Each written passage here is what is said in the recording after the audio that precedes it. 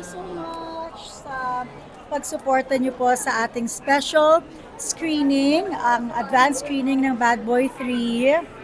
Thank you po. Sabi mo rin na mapapanood yung ulit sa big screen ang inyong I know, finally, ang tagal-tagal na ginawa yung movie na to. Kaya ang tagal-tagal nung bigote niya dahil dun sa continuity nung pelikulang to. So I'm so happy because finally, mapapanood na natin siya. Actually, I cannot count how many years in the making to kasi talagang putol-putol yung pag-ano niya. Pero I'm really happy because it's really action-packed and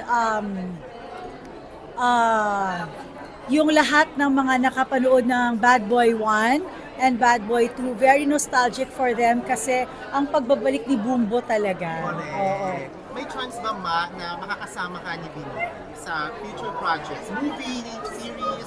Hindi namin napag-uusapan. Oo. So, hindi ko alam kung may ganun. And I haven't really been active also because I am raising my children.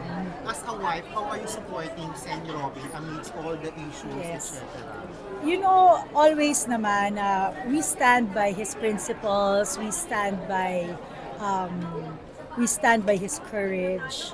So, we're just here for him. We pray for him, for his safety.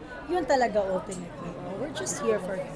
Parang at this time ba, dead man na kayo kapag sinasabi pa na siya ang bad boy ng Senny?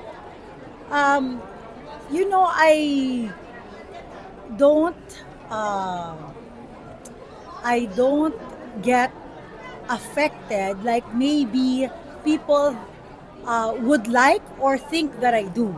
No. Sabi ko nga, siguro with everything that's thrown our way, kung mahina ako, baka hindi But I am also surprised by how strong I am. senators. Robin is really great. Robin is great. Sobra. Robin is good. He's always, kunwari, before, pag kunwari kunwari ma-affect ako sa isang hindi maganda, sabi niya, tutunan mo yan ng oras. So, doon sa kanya, actually ko yun na natutunan na ba't ko tututunan ng oras? So, we always just focus on continuing. Si Robin he loves it kapag merong discussion, kapag merong napag-uusapan. He is very happy when there is a conversation na nagaganap. Ganyan siya. So may conversation